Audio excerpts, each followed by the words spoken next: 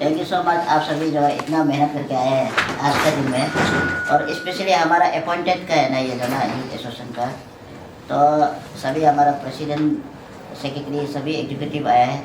और सबसे पहले यह हमारा जो अचीज दामन कायू सर को बहुत बहुत शुक्रिया आप जो आया है। और हमारा पारा का जनरल सेक्रेटरी तेजी सोनू सर भी आया है, बहुत बहुत शुक्रिया आप विटनेस करने के लिए। तो अभी कुछ ज़्यादा नहीं है, हम जो रिप्रेजेंटेटिव राउंड अभी चलाएगा, तो आप लोग रेडी कीजिए। सबसे पहले हमारा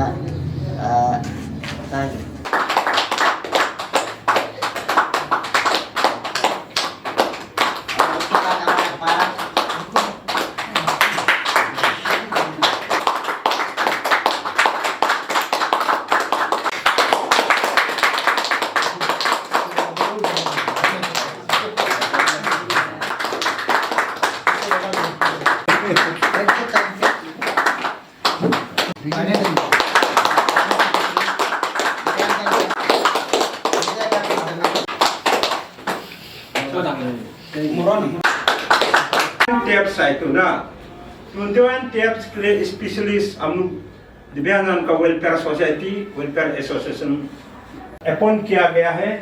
अपॉइंट करके उनका अपॉइंटमेंट सर्टिफिकेट को हम आज अवार्ड करेगा।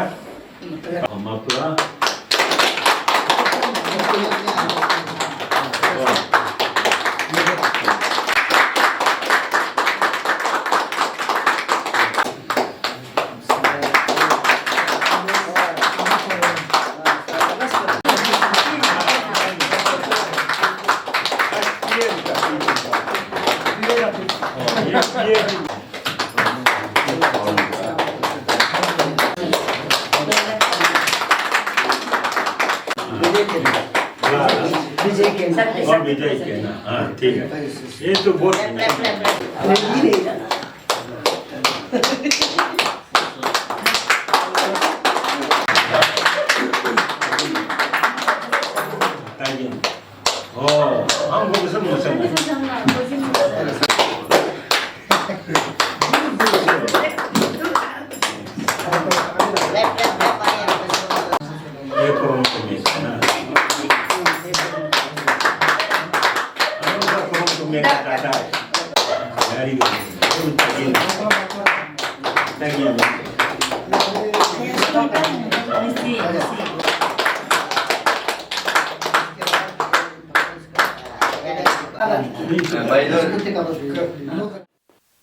हम फर्स्ट February 2026 को ऑल अरुणाचल प्रदेश दिव्यांगजन यूथ एसोसिएशन को, यूथ वेलफेयर सोसाइटी को आज हम डिक्लेयर किया गया है।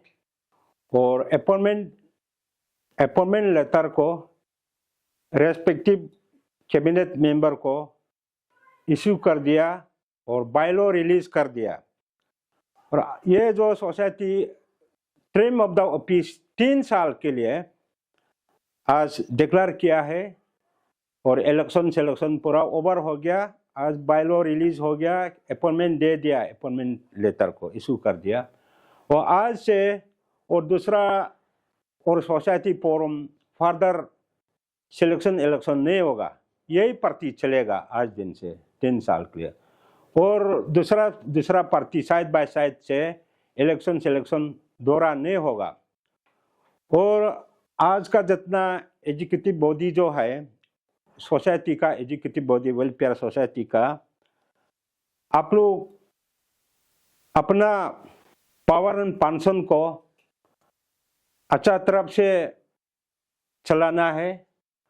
अपना अपना पावर एंड पेंशन को रिमाइंड करके, याद करके, ये आप लोग का पावर एंड पेंशन को ये स्टेट में हम लोग का सोसाइटी प्रमोट होने के लिए, प्रॉपर इस्टेब्लिशमेंट होने के लिए in the state as a whole, इसलिए एग्जीक्यूटिव बॉडी को आप लोग को फॉर्म किया है। आप लोग स्ट्रॉन्ग यूनियन होना है और यूनिटी, इंटीग्रिटी,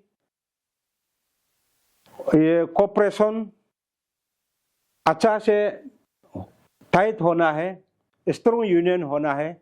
आज से हम लोग ऑल अरुणाचल प्रदेश दिव्यांगजन वेलफेयर सोसाइटी और दिव्यांगजन वेलफेयर यूथ वेलफेयर सोसाइटी, हम दोनों मिल के ऑल अरुणाचल दिव्यांगजन वेलफेयर सोसाइटी का जितना वेलफेयर एक्टिविटीज़ को एक साथ में मिल के 1 यूनिट 1 अम्ब्रेला होके कदम उठाएगा और इस्टेब्लिश हो सकने के लिए, प्रमोट हो सकने के लिए in the state as a whole. Thank you. Sir, आज आप लोग ने वो लड़की विडो लोग का भी कुछ अपॉइंटमेंट हुआ था क्या, उसका बारे में थोड़ा विस्तार से बता दीजिए। ओ, विधवा लोग का ना, और आज का ये विधवा को चेयरमैन बनाया एक ना, और सेक्रेटरी बनाया है। ये वेकर सेक्शन का वेलफेयर को देखने के लिए, जैसे कि अनाथ लोग, ऑर्फन किसको ऑर्फन बोला, जिसका माँ भी नहीं है, पिताजी ने ना, पेरेंट जो बिल्कुल हाई ने मर चुका, उसको ऑर्फन बोलता। कोई लोग माँ है, पिताजी नहीं है ना, ये ऑर्फन नहीं होगा। माँ भी नहीं होना है, पिता भी जी नहीं होना है, इसको ऑर्फन बोलता है। ऑर्फन लोग, विधवा लोग, जो जिसका जो मिस्टर नहीं है ना, मिस्टर एक्सपायर वाला, मरने वाला ना, और जिसका जो एज जो है 40 इयर्स एज ओवर होना पड़ेगा विधवा ना। जो 40 इयर्स नहीं वाला तो फिर शादी करेगा ना, दोबारा शादी करेगा, तो ये ऑर्फन में ट्रीट नहीं कर सकता है। जिसका 40 इयर्स एबव वाला को ये विधवा बोलता है, और उन लोग को बेनिफिशरीज मिलता है, बेनिफिशरी सिलेक्शन में आएगा। 40 इयर्स को बीच मार्क बिलो वाला बेनिफिशरी सिलेक्शन में नहीं आएगा।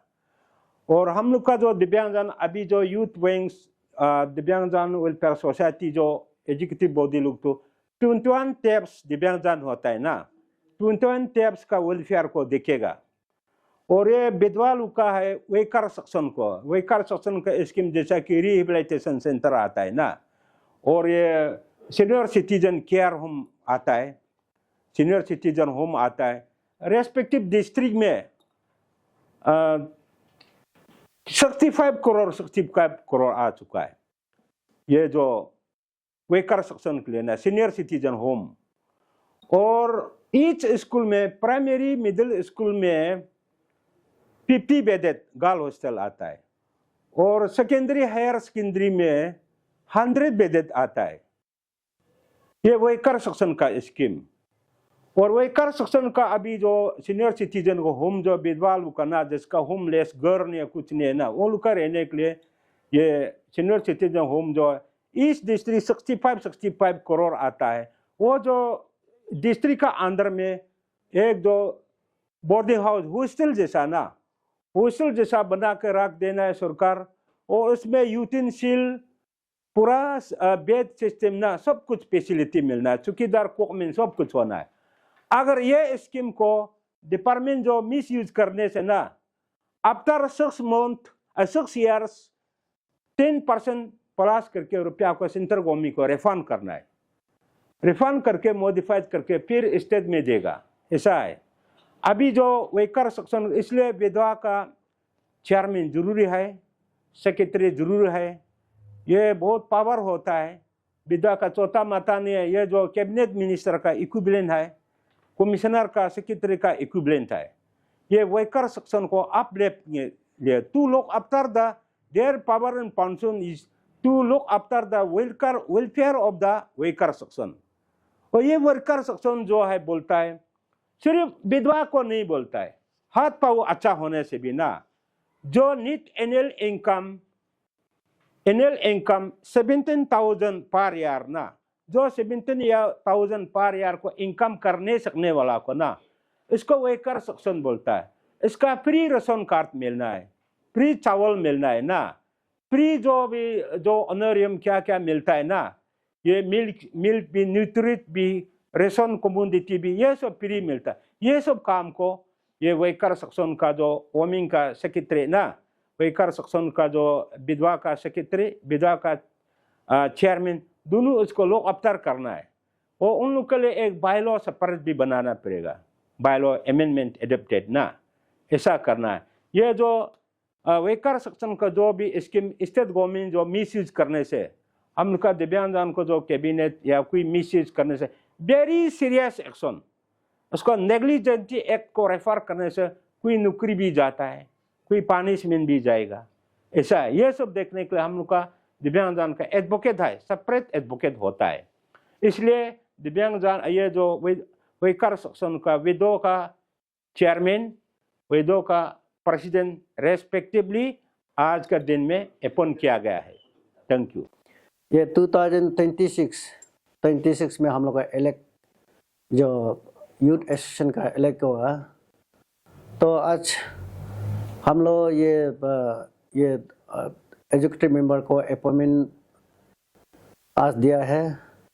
इसके बाद और एक बार क्लियर करना चाहूँगा, आज हमारा वेलफेयर सोसाइटी का प्रेसिडेंट जो मैक्सिमम क्लियर कर लिया। इसके बाद हम थोड़ा सा ऐड करना चाहूँगा पब्लिक और हमारा दिव्यांगजन का कंफ्यूजन को।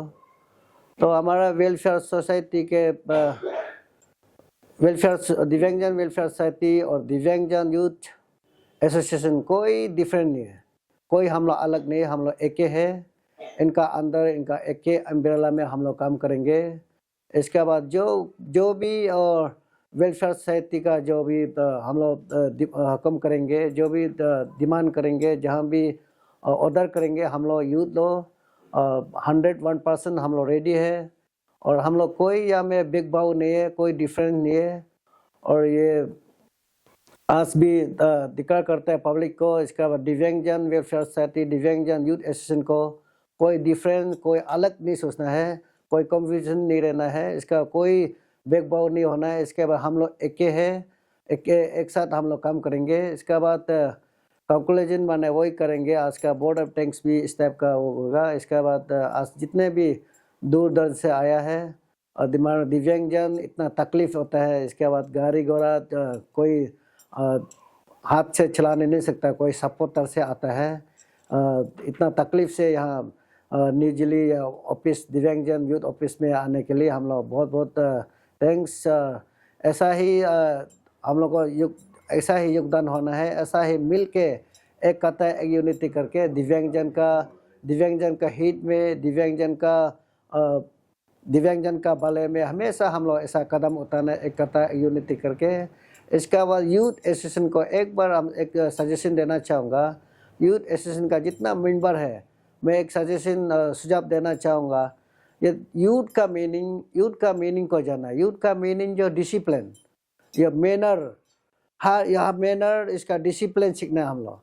ऐसे अनपार्लियामेंट यूज़ नहीं करना है। और रेस्पेक्ट को जो वेलफेयर सोसाइटी का जितना जो भी एग्जीक्यूटिव मेंबर को, प्रेसिडेंट से लेकर एग्जीक्यूटिव मेंबर जितना है, और पेरेंट्स को हम लोग एकदम रेस्पेक्ट करना है, ऑनर करना है। और हम लोग का आपस में भी एकदम रेस्पेक्टेबल, एकदम रेस्पेक्ट होना है। इसके बाद डिसिप्लिन, मैनर हम लोग का यूथ एसोसिएशन में होना है।